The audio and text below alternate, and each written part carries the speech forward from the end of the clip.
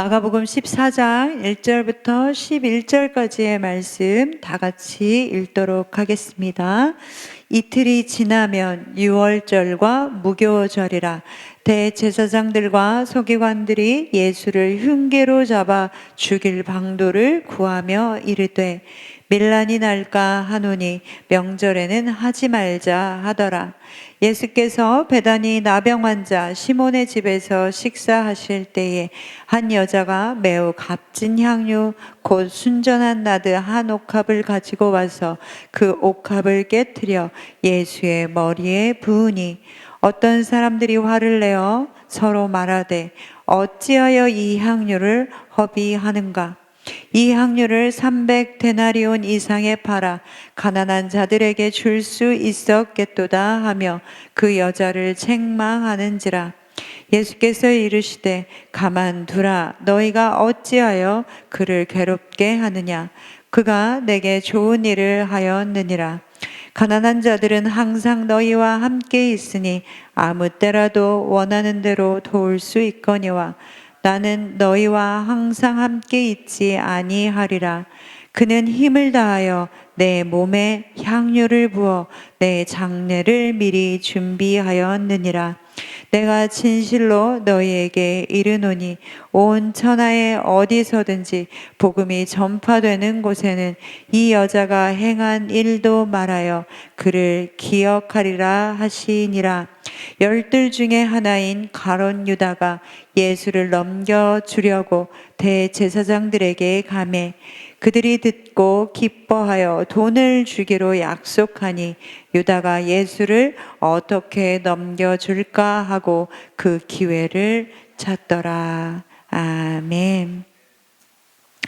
오늘 본문의 말씀 1절과 2절 말씀에 보면 유월절과 무교절을 앞두고 대제사장들과 서기관들이 모여서 예수님을 죽일 방법을 논의하고 있다라는 그 장면으로 시작되고 있습니다.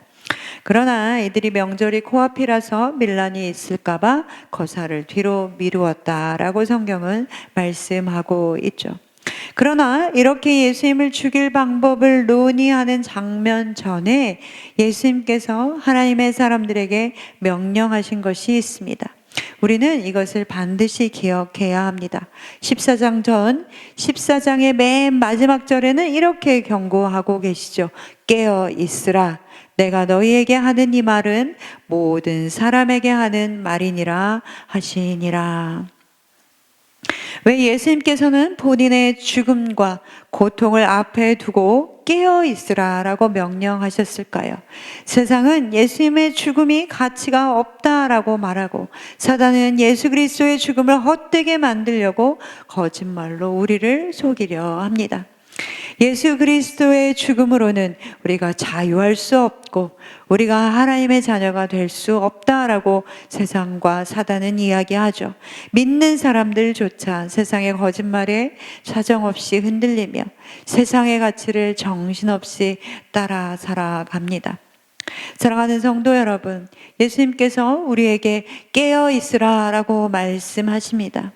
날이 갈수록 그리고 시대가 악해져 갈수록 우리는 더욱 깨어 있어야 합니다. 늘 깨어 있어 민감하게 시대를 분별하며 예수 그리스도만이 우리의 구원자 되시는 이 진리 위에 서시는 여러분 되시기를 소망합니다.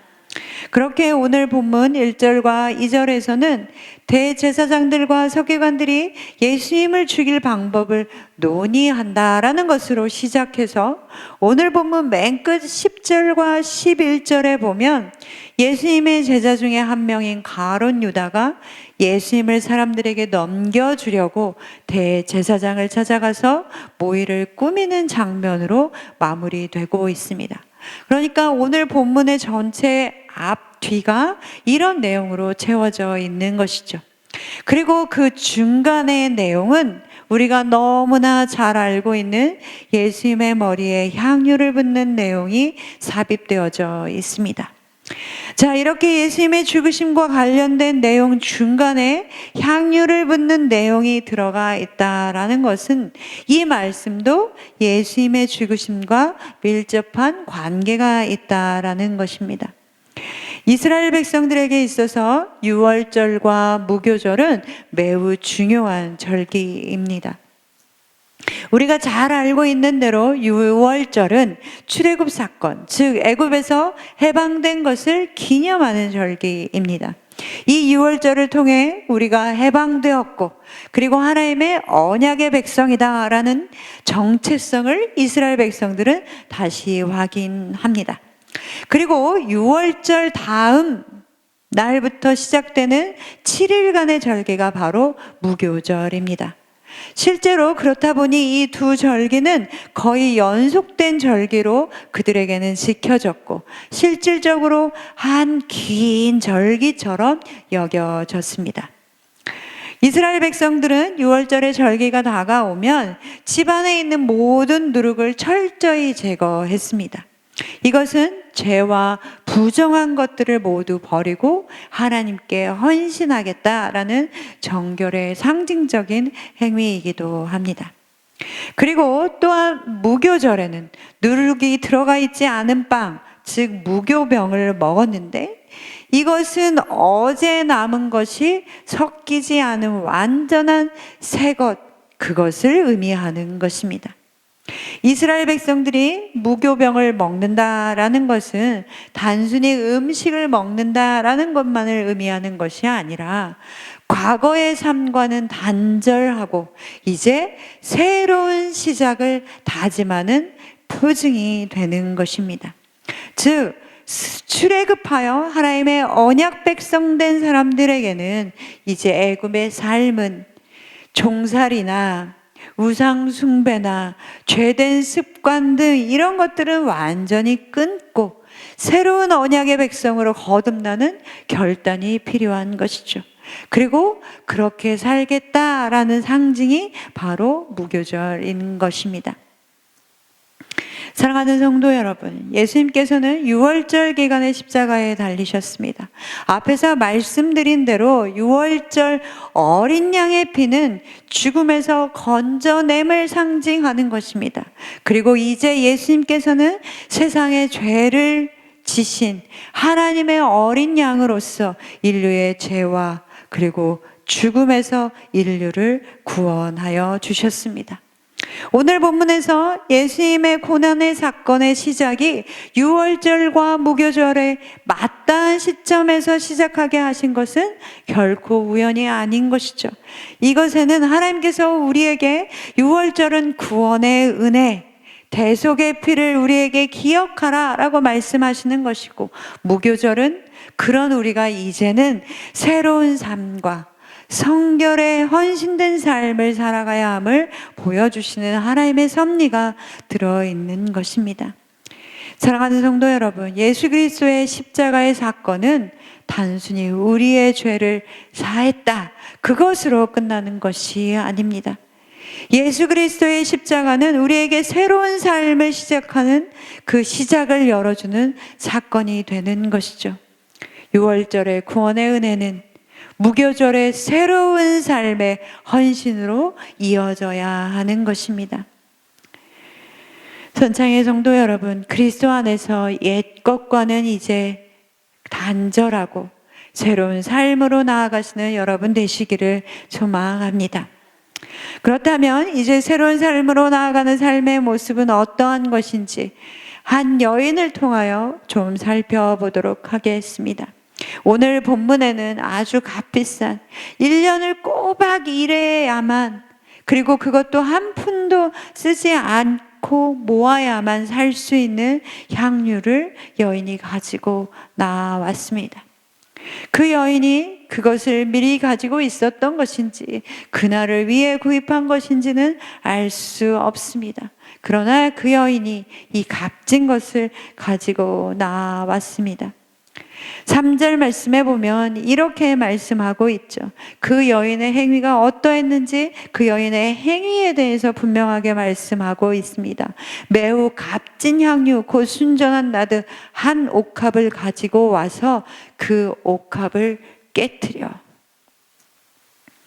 값비싼 향유를 가지고 나온 그 여인은 이 옥합을 깨트려 버렸습니다. 옥합을 깨트렸다, 병을 깨트렸다라는 것은 거기에 담긴 모든 향유를 이 순간에 아낌없이 사용해야 함을 의미하는 것입니다. 단 한 번에 사용해야 하는 것이죠. 아껴서 남겨두거나 얼마를 덜어놓을 생각이 없이 그것을 다 사용하고자 하는 이 여인의 의도가 분명히 보이는 행위인 것이죠. 그리고 이어지는 4절에 보면 어떤 사람들은 이 여인의 행위에 대해서 화를 내죠. 이 여인이 소유하고 있었고 이 여인이 드리고 싶은 것에 사용했지만 사람들이 화를 내고 있습니다.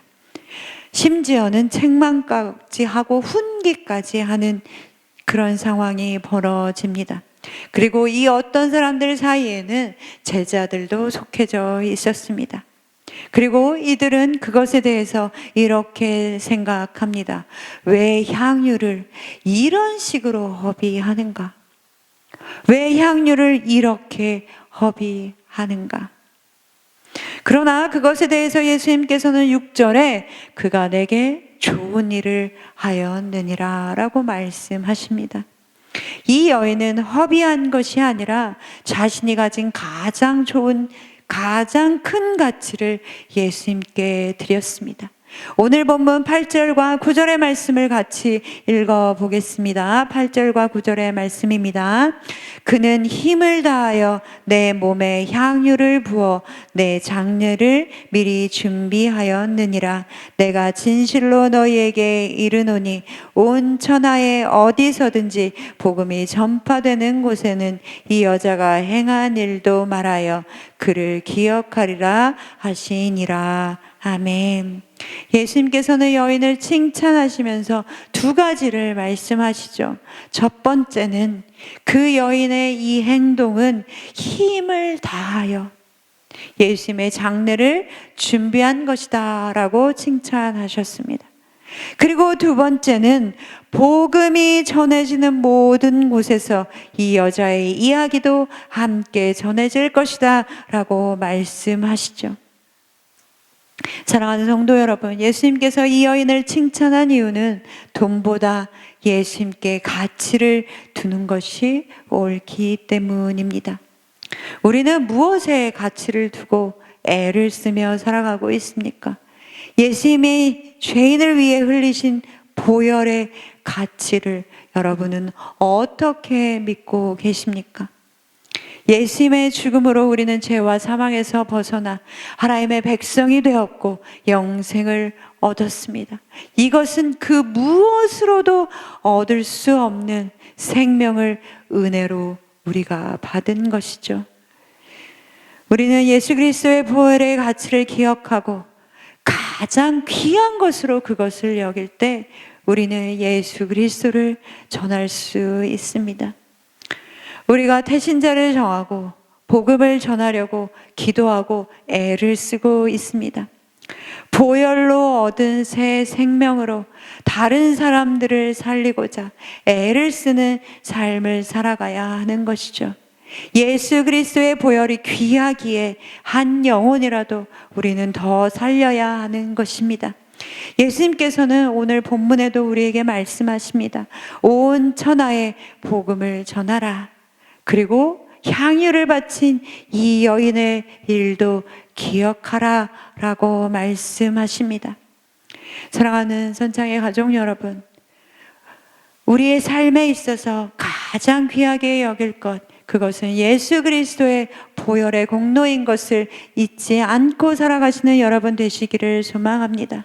또한 그것으로 인하여 우리에게 가장 귀한 것, 예수 그리스도를 전하는 삶을 살아가시는 여러분 되시기를 소망합니다. 예수 그리스도를 전하는 삶이 우리에게 있어서 얼마나 귀하고 영광스러운 삶인지를 기억하고 살아가시는 여러분 되시기를 소망합니다. 그럴 때에 우리의 삶에 대하여, 우리가 가장 귀한 것을 드린 것에 대하여 예수님께서 귀하다라고 칭찬하시는 그런 삶이 되어질 것입니다.